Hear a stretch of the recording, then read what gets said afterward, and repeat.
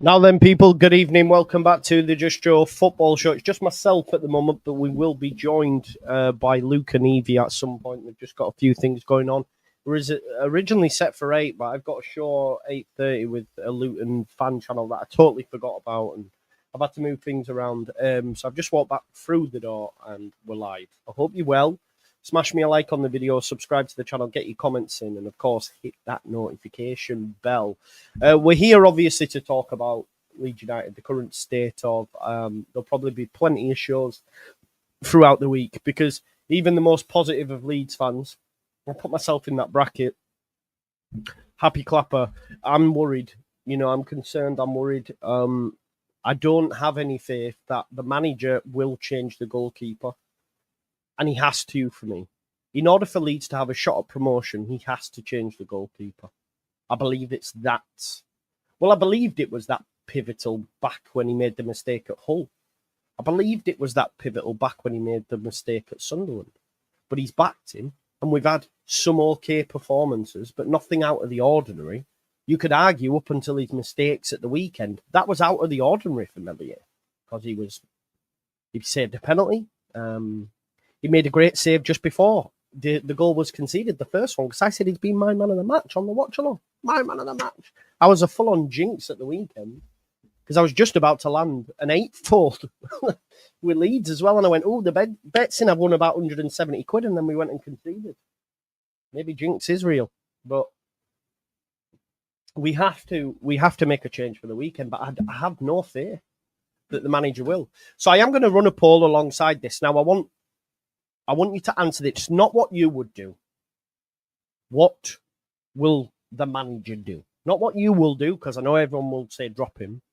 But what will the manager do? And that's the biggest thing. So let's stick that out there.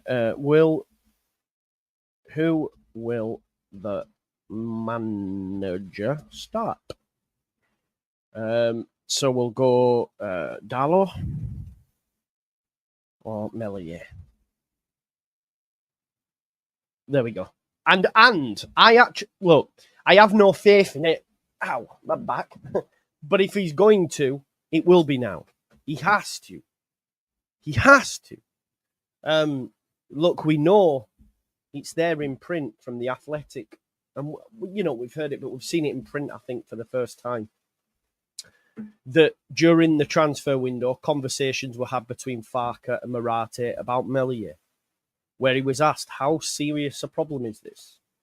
Will this be the difference between promotion and failure? Can we help you by getting a new stopper in the transfer market? And obviously the manager said, it isn't a serious problem. It won't be the difference between promotion and failure. And we don't need a new stopper. Well, wrong on all accounts, because the facts are, if we had one of Trafford, Cooper, we'd already have won. We'd already be done. Remember that 10-point gap? That'd have been it. I'm telling you. We'd have romped it. It doesn't even have to be someone as good as Cooper or as good as Trafford. You could have got Victor Johansson. You could have got anybody, man. You could have anybody at this level. When we come up against goalkeepers, they're better than what we've got. Vigouroux made some good saves at the weekend. The guy at Watford, and he let in some clangers against us. But I've seen enough goalkeepers in this time in the Championship to know that there's a lot out there. It doesn't even cost a lot. You didn't need to break the bank. Or give Darlow the opportunity. Now, don't get me wrong. Darlow hasn't covered himself in glory when he's played for Leeds United. But it's a damn sight better than what we've got at the minute. And ultimately, spilled my coffee. And ultimately, it is going to cost us promotion. You can trace this back to the goalkeeper. It's mad on an occasion where he's the first goalkeeper since Nigel Martin to reach 200 appearances. Mad twist of fate. I swear I heard on Leeds that this morning that when Nigel Martin reached 200 appearances, Meslier was born that year or something. And it was just like, whoa. I don't know. I think it was that. I've listened to a lot, obviously. Square Ball, Leeds that. don't go to bed just yet. I know everybody on YouTube is all singing off the same hymn sheet that the keeper needs to be dropped. I'm yet to... do you know what does piss me off? Is those that are like trying to apportion blame elsewhere. There was someone who wrote into Don't Go to Bed Just Yet, try to blame Pirro for him missing chances. Right, okay, yeah, I hear that. Pirro has missed a few of late. Started at Portsmouth missing them and has continued. I don't know. He might be on a little bit of a drought. But I hate that. Like, let's not do this. Oh, well, if he'd have done that and he'd have done that, I hear that. But ultimately, the goalkeeper is there as your last line of defence. So the least he can do is save fucking shots. It's mental. And it really is mental gymnastics of the highest order when you try to blame other people for not saving shots. No, they can't handball it. They can't dive, with their hands. They can't catch balls. The goalkeeper. And the first ones, it's the worst of the lot. It's worse than Sunderland, by the way. Because Sunderland didn't hit something dodgy happened. But this one was a routine catch that me and you could have made. There was no one challenging him. No Leeds player going up for the ball. No Swansea player going up for the ball. And just like he did at Hull, he dropped it straight onto the feet of it weren't an attacker, it was a defender. But that's the worst of the lot. So he's getting worse, not better. The mistakes are getting worse. And I'm telling you now, imagine what that breeds in the game for your defence. I don't subscribe to this notion that they all hate him and all this sort of stuff. It's football, right? People make mistakes. For fuck's sake, Melly, but they're his teammates. But when there's a corner, when there's a set piece, they must be shitting it. Because I do as a fan. And I know they're professional, but it's happened too many times now for it not to be in the psyche. Mad thing is, he had probably his best game in a while. Genuinely. He stayed on his line at points. When that one cannon off the post, he caught it because he didn't go fucking catch the pigeon and didn't go running after balls. He saved the penalty, for God's sake. He saved the penalty, which he never does. I think he's done it once before. But anyway, Evie's here now. You've heard my ramblings. I'm interested to see what Evie's got. She's normally quite level-headed. Let's see if that's the case with this. Question first. Will make a change? What with Melier? Yes. Will he bring in Caldaro? I've ran a poll, you see, and not what you would do. What will the manager do? 65% think he starts Melier still. Where are you at? When's the game? Is it Saturday? Saturday, yeah. Yeah, I think he keeps him in, and I think if he keeps him in, I mean, I think we were both quite, obviously we've been not necessarily like pro Farke, but respectful and not Farke out, which I think that there's a difference between Farke out and protecting Farke type of thing.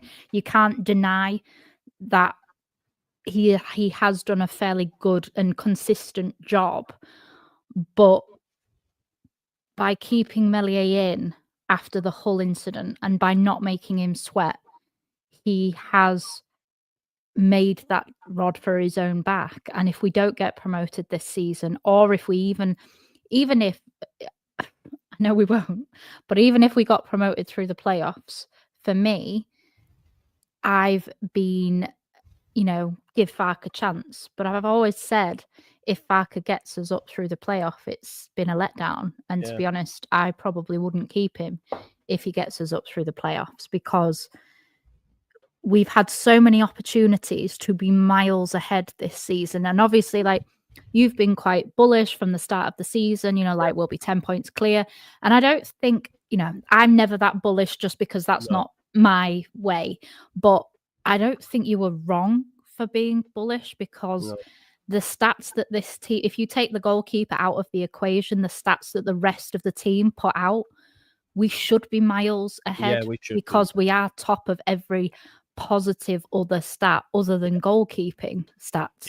So, if you put whatchamacallit, Trafford from Burnley, we're miles. We're done. It doesn't even need to be someone as good as Trafford, does it? No, but if you put him in, we're done. This season's already ticked off. We've already done it. We've completed it. I genuinely believe that because we were so close last year, and he cost us so many games. And then obviously other players went off the boil. We were so Somerville Rutter reliant. Whereas this year, even when Pirro hasn't been great the last few games in terms of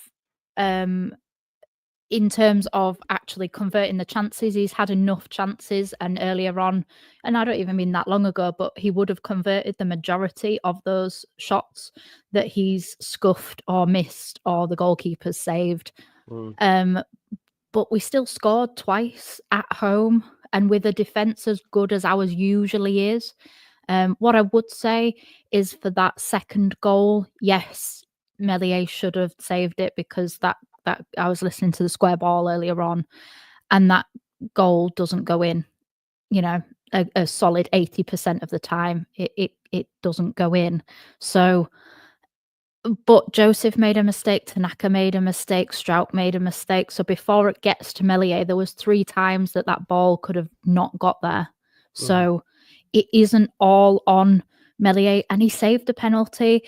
And in the first half, he kept us in the game. And I feel bad if this wasn't a repetitive issue. I don't think people are hammering the goalkeeper as much as we are. But that, for me, is on Farke because Meslier has consistently made these mistakes this season. You don't even have to count that many games. Sunderland, Hull. Well, obviously Saturday's game. Blackburn.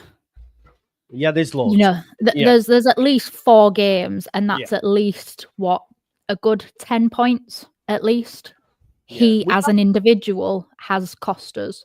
So, we've had bad goalkeepers for what seems like an eternity now, to be honest. But like, he's not as bad as Kiko. He's not as bad as some, Rachukas. But these errors are more costly.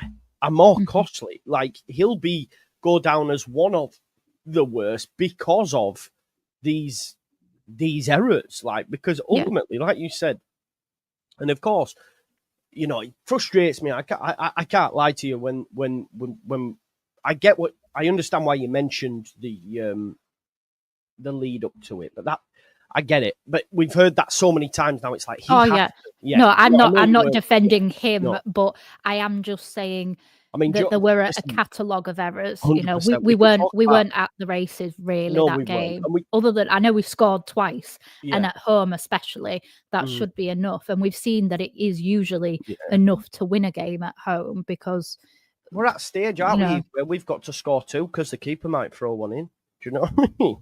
It's mad, and he needs to come out for me.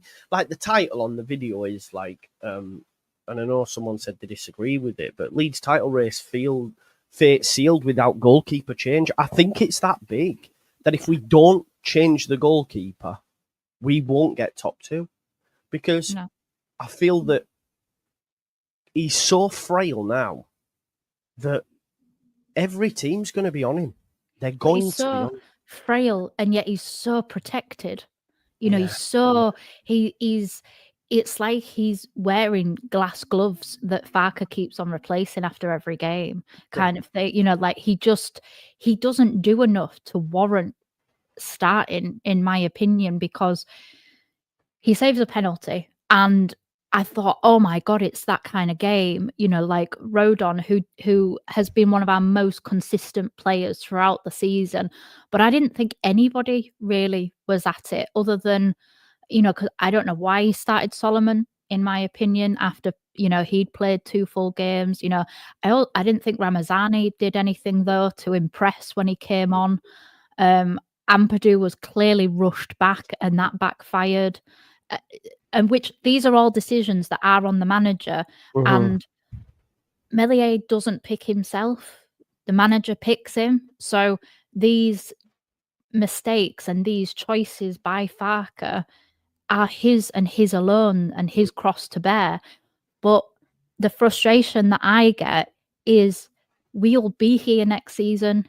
He won't be. Yeah. So he doesn't have to, he'll get a payout, and yet we will still be in the championship, because realistically, if we go in the playoffs, it's everybody, it's a third opportunity for another team to have a day out with us. Every single team in this league, and we've seen it time after time again, that teams show up when they play Leeds United. And I know it's a cliche, but it is a cliche for a reason. We are a massive attraction, hence why we've had the most 12:30 kickoffs in the league this season, because people want to watch us and they want to beat us. And it's just so frustrating when you can see these mistakes and you see that there's just no repercussion. Meslier is so protected, and I've been quite level-headed when it's come to Farke, and I'm not a kind of, well, he should be doing this and he should be doing that, but he really should be doing better. Meslier hasn't been good for years now.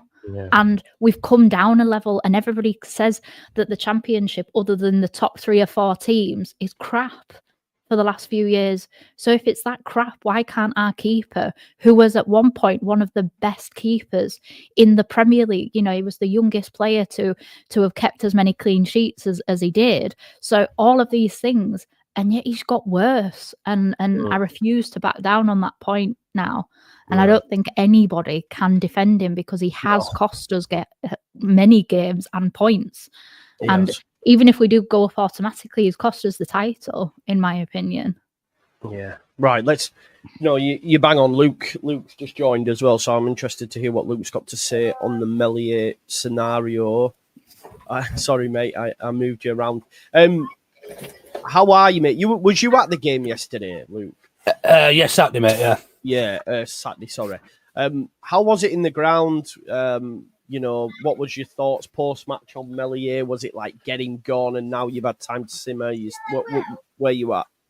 The atmosphere's been debatable at Ellen Road for some time now. I'd say arguably since we were relegated from the Prem, but there's been isolated games and incidents and things, playoffs and whatnot, where those games where the atmosphere has been good, but it was just I felt it was a game of where there was a catalogue of errors, and I know we're going to probably hone in on Meliers in particular, but there was a lot of players made a lot of individual errors. There was it was a catastrophe.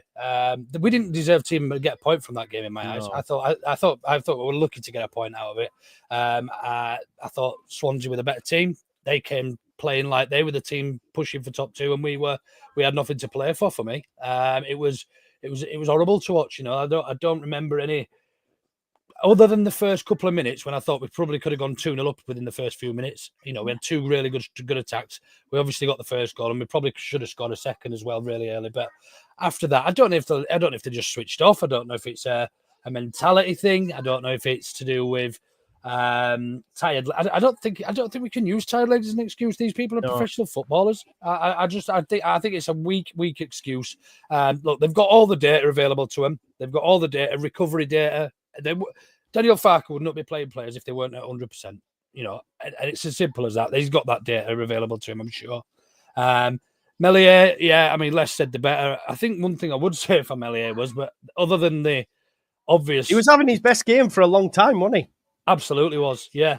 He made some really important saves, saved the penalty as well, which is why I don't think we deserve to win that game. You look, Joe Rodon should never have been making that tackle, and I've seen memes all over of people saying Joe Rodon hates Meslier. Meslier should hate Joe Rodon just as much from the weekend, because that was absolutely, that is not an international centre backs challenge. That is lazy. He's never getting the ball, and it's stupid. But look, I think think we could, as I said before, we're probably going to hone in on Mellier's mistakes because ultimately people are going to say that's cost us the game. But we should not. Mateo Joseph should not lose the ball where he loses the ball. The defenders, for the second, absolutely at 6s and 7s. Look, that ball should not be going in the goal from that position anyway. But for him to get into that position, it was just an absolute. I was fuming. I was absolutely fuming. The first, you could say they shouldn't have had a corner, but for arguably one of our players of the season, the most stupid back pass that ended up going out for a corner. It was one of them games where everything was shit. Look, and teams around us are playing that poorly and getting 3 points. Burnley, not so much. Burnley are playing a little bit better, but Sheffield United haven't been playing well for a while recently, up until Coventry recently. But they've been grinding out wins and results, and ultimately, I think that's what sees them through. Do I still think we'll get promoted automatically? Yes, I do. But I think we need to. I do, yeah. I do think we need to see a change in form, but I think. What about changing goal, Luke? What about changing goal? Again, he's got to, man. You can't. I think he has got to, but I just don't know if Darlow's any better. If I'm honest with you, and look, Meslier is probably still the best goalkeeper we've got at the club, but for those stupid errors, some of the things he does really, really well. If we had somebody better than Darlow, it wouldn't even be a. I wouldn't have to think about it, but we've seen Darlow and we've seen how poor he is, So would he be as poor over the course of a season? But would he also make this? Would he also make this? I know there's not many of them, but Meslier does come up with the odd. I think back to Coventry. He made 2-3 really important saves there where we end up. Was it Coventry? Or Derby? Yeah, no, he made one against QPR when it was 2 apiece. He just makes some important saves, and now it's really easy in hindsight to say, yeah, Darlow would have saved them anyway. But in the reality, we don't know that he would. And look, these individual errors have costed us far too many points. So I think the simple answer, Joe, is yes, we do need to replace him. But I'm also under no illusion that it probably won't replace him. So I'm not letting it get to me too much. If he starts him at the weekend, I think it's the wrong decision. He can't start him. The lad's head's gone. Like outside I agree. Outside of Leeds and what's best for Leeds and all that, Meslier needs taken out. I reckon if you put a gun to Mellier's head and said, "Do you want to play at the weekend?" he'd probably say no. Well, this is where Daniel Farke and Ampadu need to get together. Ampadu needs to take this step now, and he needs to go and speak to. If Farke's not going to make that decision, the players need to make it for him, because I'm pretty sure that if that was the case, you've got players that play with Darlow for Wales in Ampadu, Dan James, and Rodon, who were all quite high up, I would say, in terms of the pecking order in the group and in the squad, that actually feel that one of them could say, look, we don't have the confidence in him at the minute. And why aren't you going to give Darlow a shot? I don't think Farke will make the change. I honestly don't. I think he should. I think he probably should, because I just think we're in a position now where, we've probably dropped near on, I would argue, 11 or 12 points. And what has he saved us? Maybe 3-6 all season? Or won us. Yeah, so he's obviously costed us a lot more than potentially he's winning us. So I know it's rough, and I know it is, but I still think players the outfield have a lot to answer for the weekend's performance. I don't think we could pin it all on Meslier. No. Look, he was shit again, and we're seeing it far too often. That first one, I was right in front of it. I sit in the south stand, literally right behind the goal. It was just, oh no, he's done it again. But the conversations were very similar in the stand. He'd been having a really good game up until that moment. He'd made some really, really important saves. I think there was a volley he made a save from I forget who it was. Ronaldo. He made a great save from that. He saved the penalty. So all in all, he was actually having a relatively good game. He just has brain farts, doesn't he? Literally, that ball, he punches last season and it goes fucking halfway down the pitch. Even earlier on in the season, he was punching them, and that's how a lot of our attacks start, is from him punching, and we then go on the counter. But for me as well, Dan James looked tired, Solomon looked tired, and I get that they shouldn't be tired, but regardless, Solomon, an injury-prone player who has, played non-stop since basically November, and then been away on internationals, pointless, really, internationals, and has played the majority of the games. This is where we questioned Farke last season in terms of subs. I would say our bench is stronger, but the same thing is still happening. We're not seeing as much rotation as we probably needed, because if it's Ramazani was at this point, isn't it? It is. But the players do have a lot to answer to in terms of Tanaka didn't look great. I thought Firpo came on and changed the game, and he'd only played one game. So for me, if Solomon can start after playing pretty much 2 full games, why can't Firpo start? I know there's travel involved. I get that. But why? I think he genuinely took Swansea lightly with the lineup. Yeah. And I think he thought, we're at home. Swansea are not great. We'll beat them with this. And he put Byram in there. And he ran the risk, right? Because he's thinking, if I leave Tanaka, I leave Firpo, they're fully rested for Luton, which will probably be, in the manager's eyes, a tougher test. Even though they're down bottom end, it's away, it's R12. So was it a case of he probably thought, and if we're being honest, I didn't look at the lineup at kickoff and say, we're going to get beat. I didn't. I thought, yeah, no, I get it. It's fine. Then obviously as the game develops, you're like, shit, Ampadu's nowhere near ready. He should have come on. I wanted to see Ampadu on the bench, and I said that to my husband before kickoff. I was like, oh my God, he's starting. I thought he was going to be on the bench, and I would have preferred him on the bench because, again, we win more games. We gain more points away from home when we've got Ampadu in the side. So why not save Ampadu for the away fixture? We don't need him at home. Rothwell and Tanaka could have absolutely been fine at home. I know Tanaka wasn't on it, because he was part of the issue. There, Gruev was there. It's frustrating. What did you make then, Evie? Because I know, because everyone's not happy with the manager, him making that 100% we're going up comment has riled people up the wrong way. I've seen some people talking about, like, who do you think you are? I'm like, fucking get in your box, man. He's a manager. Like, he can say what he wants. You're not anybody to be chatting like that. But for me, I didn't mind it. Because for me, ultimately, whatever happens, if we don't go up, he's gone, right? He's gone. Last season, he doesn't say this because he's like, it's okay, we've got next year. He knows it's a 2-year plan. He knows that if we don't go up, he's gone. So he's just thrown caution to the wind and said, we will go up. And for me, that should translate to the players. It shouldn't. They're professional footballers. To say that that's adding undue pressure, they're already under fucking pressure. We can see that. They already know that Premier League football is on the cusp. So I don't understand the outrage at it personally. I think it's quite bullish. I think it's quite good, really, to be fair, for him to say, no, we're going to fucking do it. So fair fucks to him. Because if he doesn't, he's going to look like a clown, and that's on him.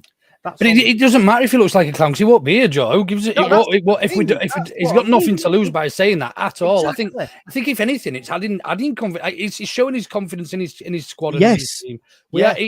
We are still by far and away the best squad in this league, irrespective of results. The games that we've lost have been down to the majority have been down to simple individual errors.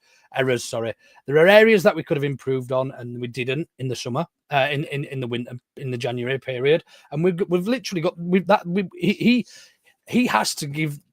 What sort of message does it say if he goes, we're not getting promoted now? That's it. We better get ready for the playoffs. Yeah, exactly. I don't mind it. I don't mind it because it's do or bust, isn't it? It's do or bust, Evie. I don't know where your head's at with it. I'm interested to see because you might have a different take. But for me, it's like I've got a different take. Go on.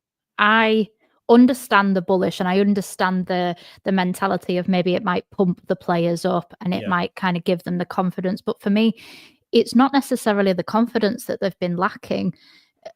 because for me, and this is my opinion, I'm not expecting anybody else to, agree with it, but in my opinion, they've been arrogant for the last few games, and their arrogance is what has cost us, because of the fact that Farke's lineup was arrogant. He should have gone for the team most likely to win, that were in the fittest condition. Ampadu wasn't fit. If he's that important, you bring him on to steady the ship. You don't kind of throw him on and say, like, yeah, that's it. My captain's gone. I don't like those comments, because for me, he's behaving no different than Somerville and Rutter were at the end of last season when they were going to the Premier League, no matter what Leeds United did, because he knows he's going to get a reaction though, either. But that didn't work last year. He did make But similar. He never said that though, did he? He never said that last year. No, he didn't say that. Do we know that Ampadu Ampadu wasn't fit? Or are we just guessing? Because I'm pretty sure if he'd looked at the data, he wouldn't have played him unless he was fit. Farke's already admitted that he looks at the data and then makes up his own mind on it. He's already said that in an interview not too long. He didn't have. That's what I mean, that suggests to me that he's looked at the data and made his mind up that he's fit. No. He's made his mind up because, again, I said earlier on another show, the fact that Farke isn't bothered about the players because he wants to get promoted. He wants that on his kind of agenda. So he will go with the team that he thinks gives him the best opportunity. But why not? But but they're going to put their careers above Leeds United. So why wouldn't Farke put his career above players? Because it was lacking match sharpness, but I'm not. I don't think. No, all right. Maybe. All right. I'll concede that. Maybe I've worded it wrong. So maybe he needed that match sharpness. Again, my point still stands. If you bring him on later, then. Yeah. So you start with somebody who is match fit. Gruev had played for. Oh God, where's he play for? Bulgaria. So he'd played. So he was match fit. I just don't think that those comments necessarily land. I think if you've been quite modest and quite level-headed, and then all of a sudden you turn into this completely different person, for me, that's him saying that he tells that to his players behind the scenes. We're just starting to see it in front, which then makes me think that he's arrogant behind the scenes. And he then translates that arrogance to the players, because we've been arrogant. We thought that we've won games before we've even entered the pitch, and we did the same thing last year, and we fell apart. But is that on the players or is that on Farke, though? It's on both, because now we have, 60% of a different team, and the same thing's happening the exact same time the following year. What I will say, though, on that, I know that Chris Wilder's telling Sheffield United behind the scenes that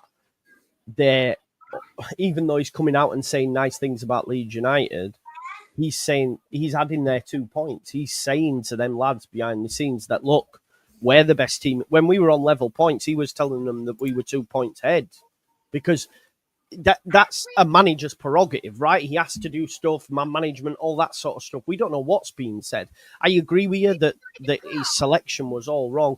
I just don't mind him saying 100% we're gonna win it. I think maybe he has lost his head. Maybe it was a throwaway comment, but it's something to try and ignite something. It'll be interesting to see what happens on Thursday with the presser, because it'll no doubt be about the goalkeeper. It'll be about them comments, and he'll either. If he wants certainty that Leeds United get promoted, then he has to drop Meslier. Yeah, I agree. If he doesn't do both things, you can't come out and say Leeds United will get promoted, 100% will be playing in the Premier League next season, but I'm also going to put in statistically somebody who has not saved us as many points as he's cost us this season. If you put a goalkeeper from the other 2 promotion automatic spot rivals, we're already promoted. So if you believe that we are going to play, then our weakness that has been consistent throughout the season has been Meslier. I'm not blaming him for everything that happened, because I agree with Luke, it was a catalogue of errors that led to, especially the second goal, because that was the most decisive goal of the game. and I also agree that we didn't play well, so we probably didn't deserve to win. So a draw was probably the most kind of deserved outcome, and in many respects, Swansea deserved to win. But I do think that you can't say both. You can't say we're 100% going to get promoted and then not give Leeds United the best possible chance of being promoted by at least giving Darlow the option to. But he's a man who loves stats. Mellier's stats do not line up with the rest of the team's stats. We have like the best defensive XG against stats. We have the best, the most goals, opportunities created stats. We've all of these other stats. We are the top of the league, and that is why we are the best team in the league. And then you put in the goalkeeper. I'm not saying that Darlow is this world beater, and I also don't agree with the narrative that just because somebody's an international, they're automatically a great player. Most of Wales's team are championship players. Most of England's team are Premier League players. Most of France's team are in the top levels of football across the world. So there's different levels, and it's all relative to what that country actually has to offer in terms of international status kind of thing. But I hear you. No, I do. Another thing I wanted to touch on, because I guess it's down the same line. I think, Luke, you might agree, but I think with certain players will need to be berated in public. Other players might need an arm around the shoulder. We know this, right? And I see a lot of people saying he said he didn't want to dig anyone out, but then dug Tanaka out publicly. But for me, what that says is Tanaka needs to be dug out publicly, and Meslier maybe doesn't. I just feel whatever the manager says at this moment in time, it's going to be tits up for him. I mean, he can't do right for wrong, can he? It's hypocritical, me. I don't.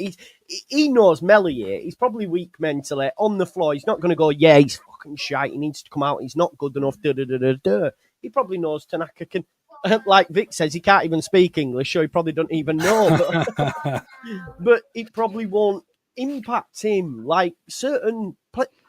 Let's say, for example, I think when you watch podcasts and that, people say all the time, like, Gaza needed X amount, and whereas someone would just be told differently. It is what it is, right? Yeah, I mean, every individual is different. To be honest, I don't think he dug Tanaka out. All he did was name him for the bad pass. He didn't say he was shite, but he was shite, and he's been shite. Tanaka's had a few shite games where he's got off lightly because there's been people worse. This, and look, I think Tanaka's got a lot of credit in the bank. If Meslier had been playing as well as Tanaka and done that at the weekend, we'd probably be saying, well, you know what, once in a blue moon, he has a bit of an off day. But I think Tanaka had a poor game against, I can't remember who it was, but he had a really poor game. It was either QPR or Coventry or somebody as well.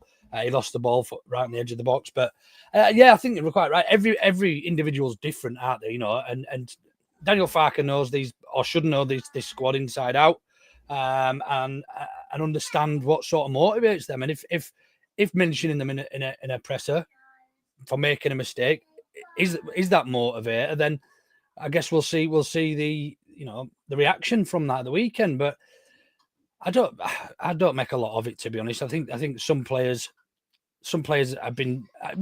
Meslier is still very young. I know he's 24, 25, isn't he? But for a goalkeeper, in goalkeeper's terms, that is very young. And if Farke can hardly now go back and saying he's the best goalkeeper in the division to then publicly slamming him every week. So I think that would make him look even more stupid than playing him. Do you know what I mean? Yeah. So I could see why he doesn't knock him. I could see Aronson still getting a load of stick. He still managed to score at the weekend, and he's still getting stick. Look, it was a scrappy old goal, but there is a term. Of course they do. There's just this narrative that.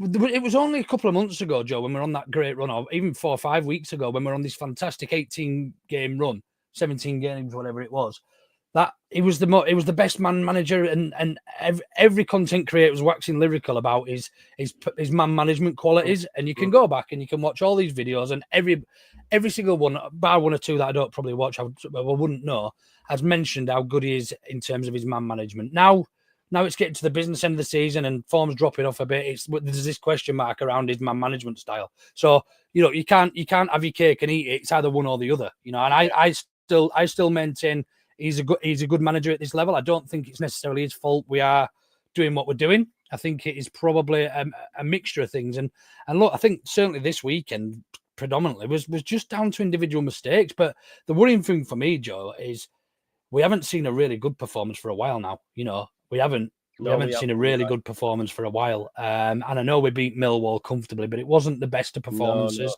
No. The comebacks against Sheffield United and Sunderland, we left it very, very late. You've got the losing to Pompey in there as well.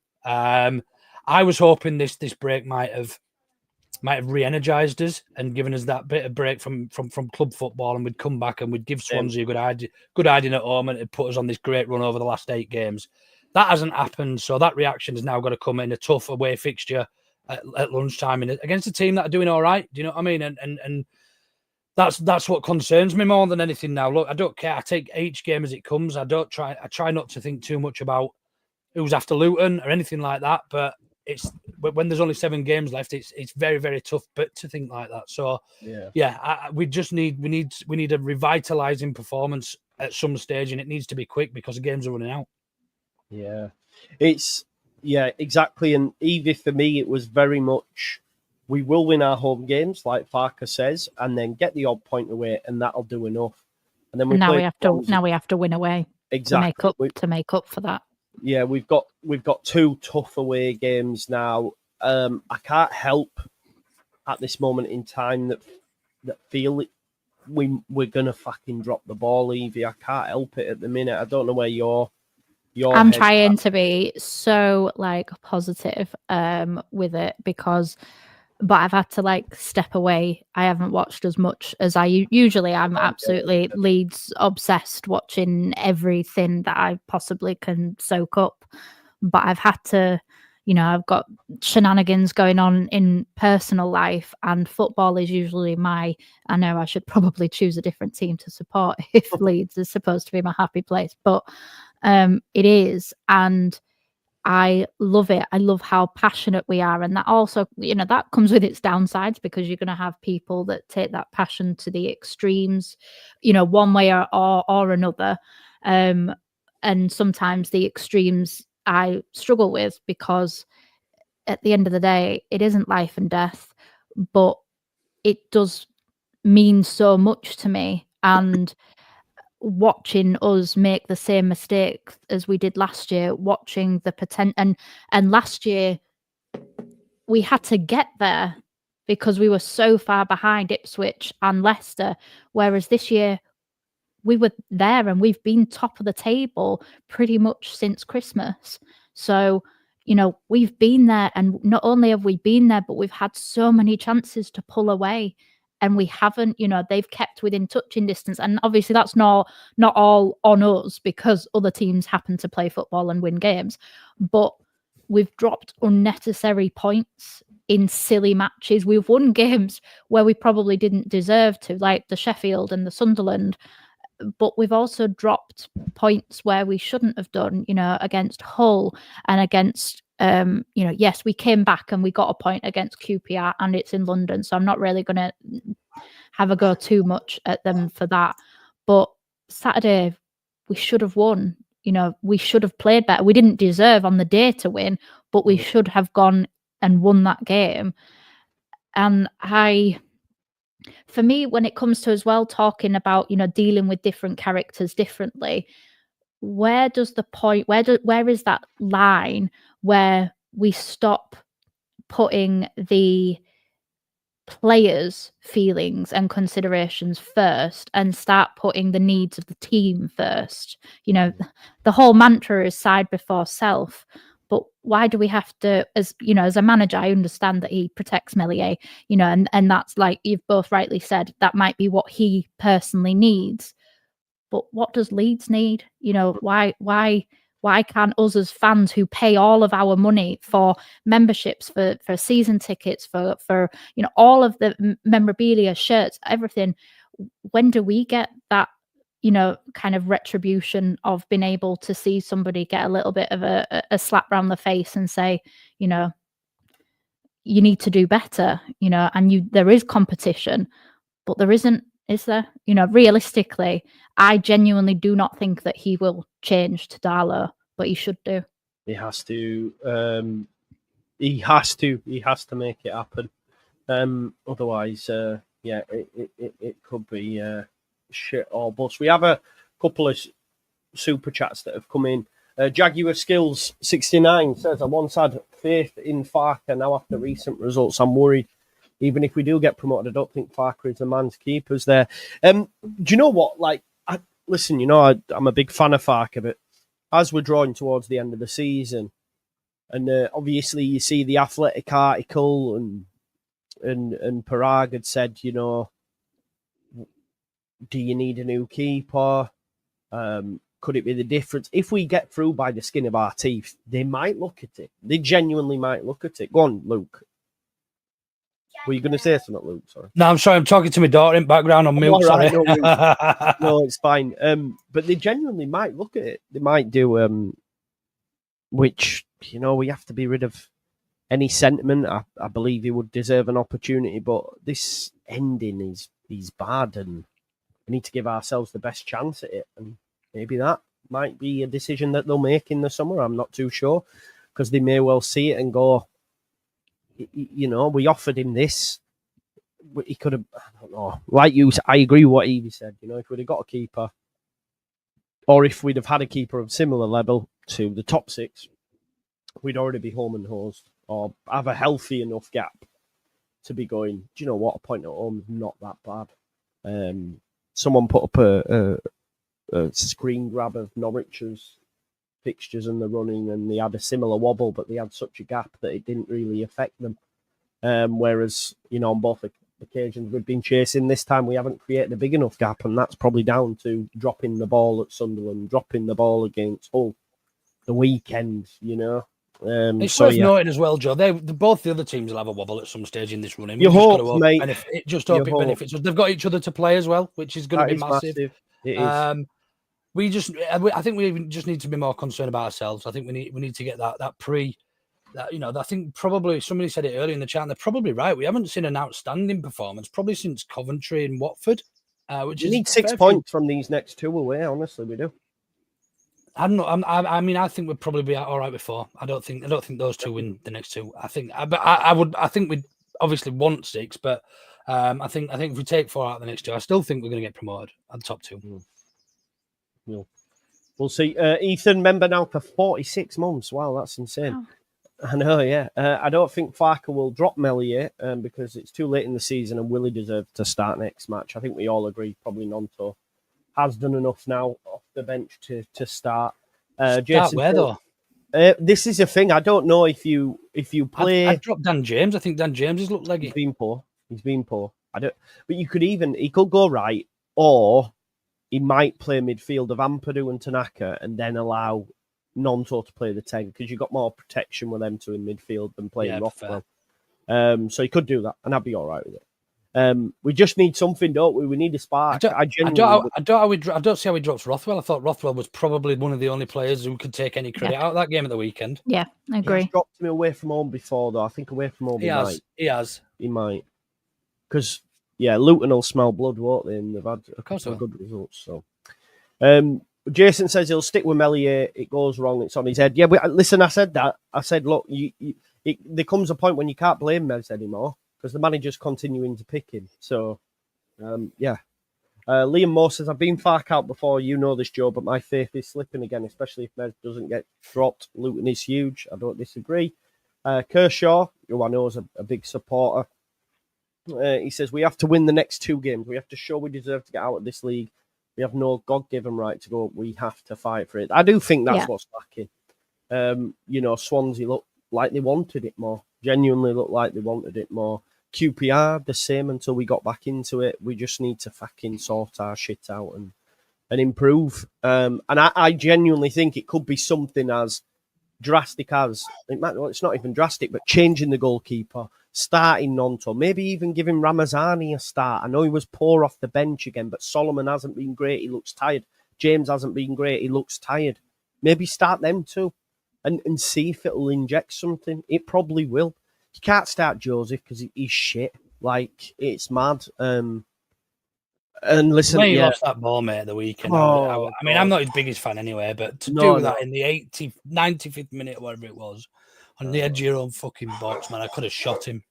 Yeah, it was. And I'm not Bamford's biggest fan, but if Bamford had done that, he'd have been getting death threats. Oh, That's how, you know, ridiculous it is. And by the way, I'm not condoning anybody doing anything like that. It's ridiculous. But Joseph is safe for the fact that he's young and people still give him a lot of, you know, kind of breaks and stuff. But we needed a number 9. You know, we needed, if Joseph wasn't going to kind of do anything by January, we needed to do something. You know, we needed a 9, 10 and a goalkeeper, you know, and we didn't get anything. I'd have settled for one of them, but like probably a goalkeeper, because of the fact that the goals are coming from everywhere on the pitch. So it's not scoring goals that we're struggling with, it's keeping them out. You know, we've gone from, what had we conceded, like 19, and then we've, you know, conceded, other than what, Millwall, we've conceded at least 1 goal now in the last kind of 6 or 7 games. Just please win. We just need a win, and we'll see where it takes us now. And the footballing gods, hopefully this time I've seen it as well. I ought to know better in the chat. I've seen it as well. But listen, we're gonna shoot now anyway. I've got a Luton show to do at 8:30, and that's gonna be brutal. But yeah, thanks everyone for watching. I think I'm doing another show tomorrow night as well. I think Matty's gonna come on, so we'll talk through it, see if he can bring something positive. But yeah, it's Luton, and then we've got a couple of quick ones, haven't we? We've got Luton, we've then got Middlesbrough midweek, I think, and then Preston at home on the Saturday. So we've got 3 games in 7 days. So it's, and when you've only got 7 left, that leaves you with them 4. So it's the season soon finish, and we'll find out where we're at, won't we? But yeah. Anyway, Luke, thanks for coming on. Eva, thanks for coming on. And we'll see you later, people. Bye bye.